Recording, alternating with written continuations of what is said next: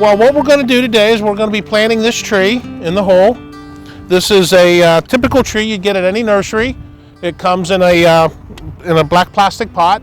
Sometimes they also come as balled and burlap. But this one is a Japanese snowball, and we're going to be planting this today. And we're going to go over the proper planting techniques for planting a tree.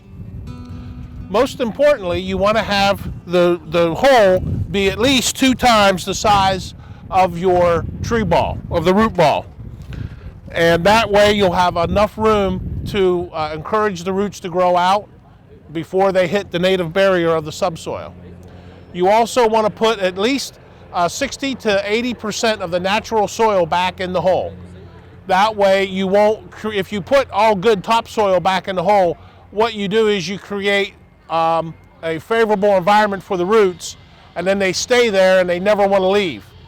And so by filling it in with natural soil, with the soil actually that came out of the hole, you're encouraging it to grow out into the native soil. So what we're going to do is we're going to make sure that we're going to take it. Now with these plastic pots, the roots get kind of root bound. And so what you have to do is you have to go around and loosen them up. And what you do is this is encouraging the roots to grow again. Okay, so you go the whole way around it, rough them up a little bit. Okay. Now the next thing we want to do is we want to make sure we plant our tree at the proper depth. Now this tree is, this hole is a little too deep for our tree right here. So what we're going to do is take it out and we're going to throw some more dirt in it. What we're shooting for is to have the top of the root ball even with the grass surrounding the hole.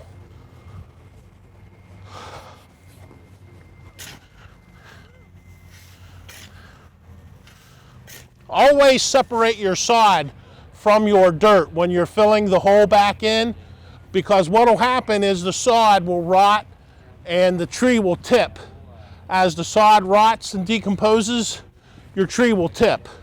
So don't put the sod back into the hole when you're replanting it.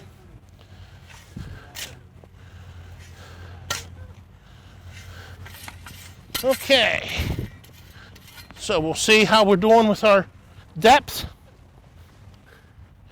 Okay, that's looking pretty good. Now the next thing we want to do is we want to make sure we plant the tree straight. So Brad, if you would take a look for me there, is it straight this way? Well, the whole tree is crooked. Well, look here at this part. Straight up and down needs to come. There you go. Okay. And if you get on the other side, I'll tamp it in a little bit. How is it this way?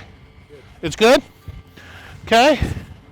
So now we're going to go ahead and we're going to put our soil back in. Put a little bit of soil, and then we're going to tamp it, get some of the air pockets out, make sure the tree is good and solid in the hole.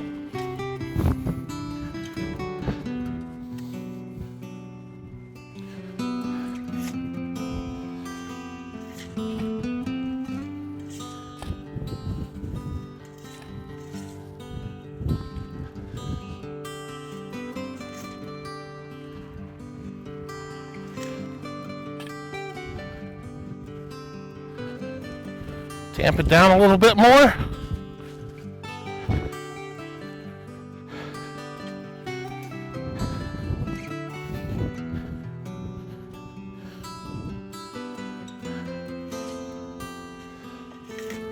If you see any big rocks or roots or anything like that, you want to take them out.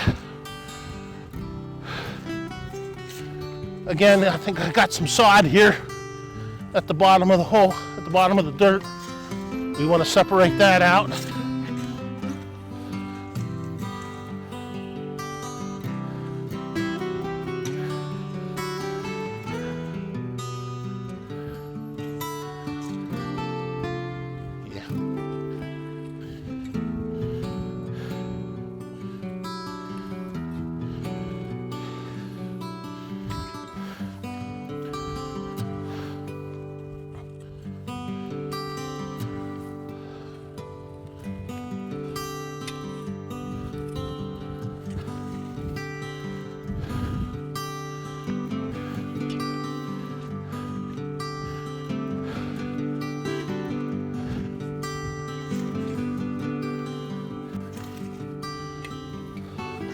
Okay, so now we have the tree pretty well planted.